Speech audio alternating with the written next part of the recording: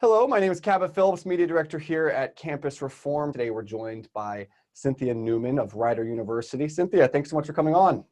Oh, you're welcome. My pleasure to be here. So a lot of our readers and viewers have been keeping up with the story at Rider University involving Chick Fil A and some campus craziness that was resulting. Can you give a little bit of a background for those who aren't as familiar with the story, as well as your involvement with everything?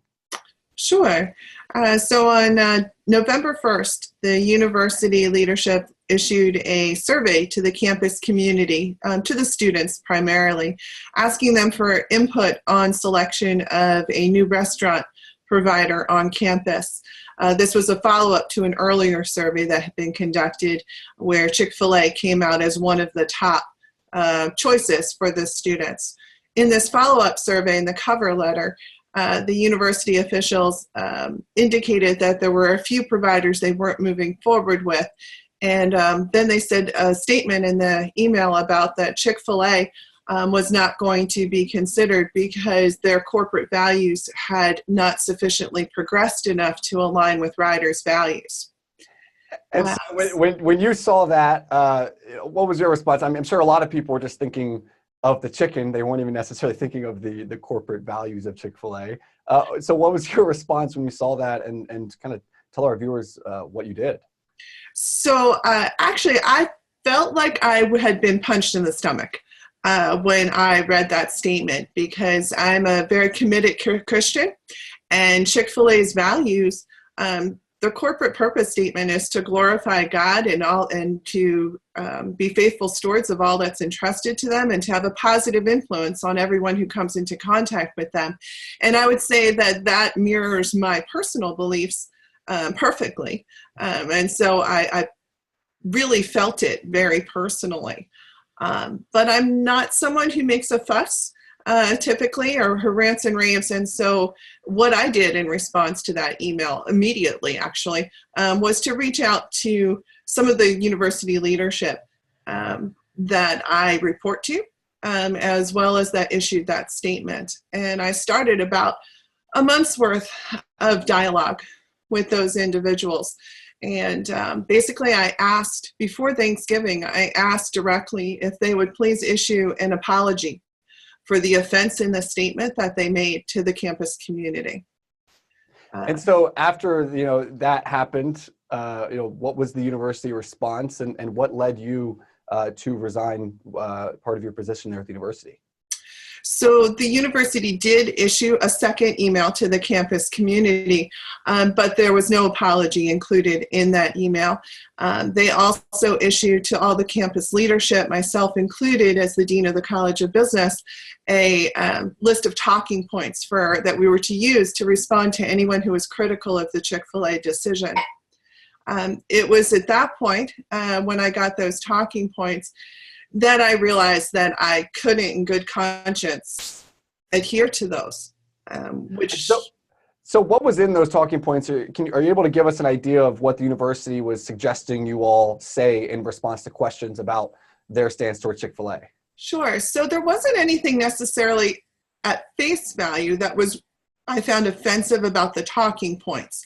Yeah. So they were saying to reaffirm the university's commitment to inclusion, the university's commitment to be an open place where all people are welcome.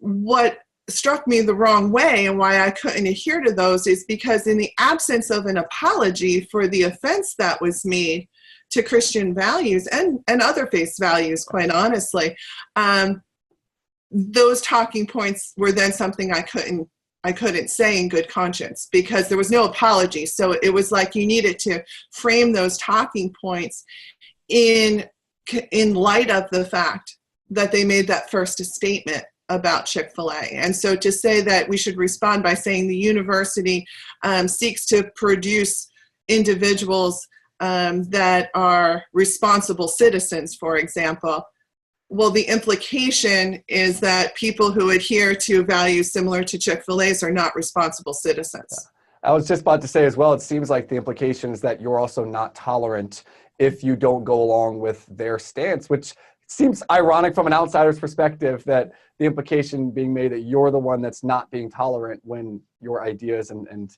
the school seems to not be tolerant. I won't put you on the spot on that one. But so what, kind of walk us through when you issued your resignation and what that process was like. Sure. So I took some time to consider what my decision would be. I took about 3 weeks from my last discussion with anyone until I decided that I was going to resign my position in response. I had a private conversation with my supervisor as well as with the president of the university, shared my views and my reasons.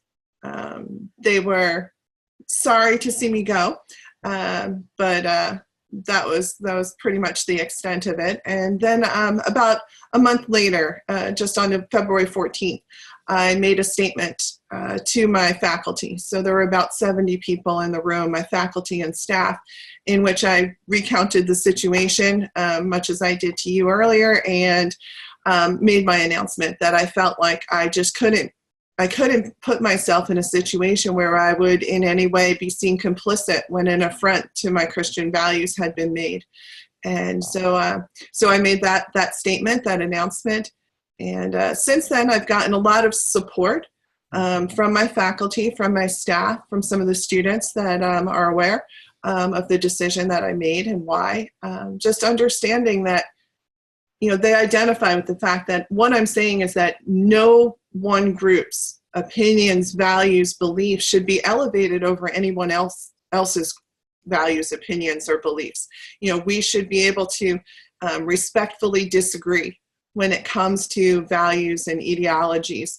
And we shouldn't be putting down one group's values because they don't align with our personal values. Yeah, and I think that's much in line with what the education system should be embracing and what higher education ultimately should be all about. And I often tell people that a lot of times you look around, you don't see anyone taking a stand, and it can be scary. And that many times being that first person gets the ball rolling and shows others that there are other people that agree with you that are willing to step out.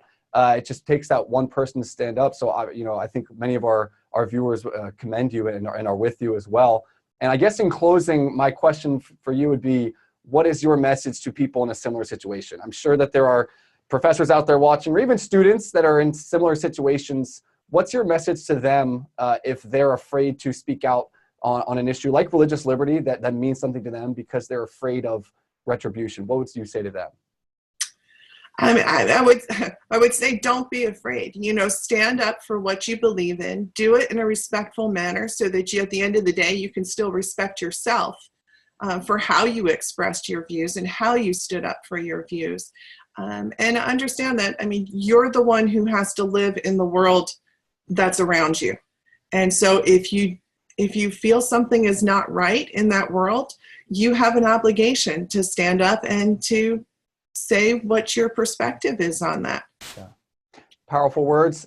Cynthia, thank you so much for what you're doing. And we want to continue to get updates on this story. We'll make sure to keep our viewers and readers up to date as well. But again, thank you for joining us today and telling your story.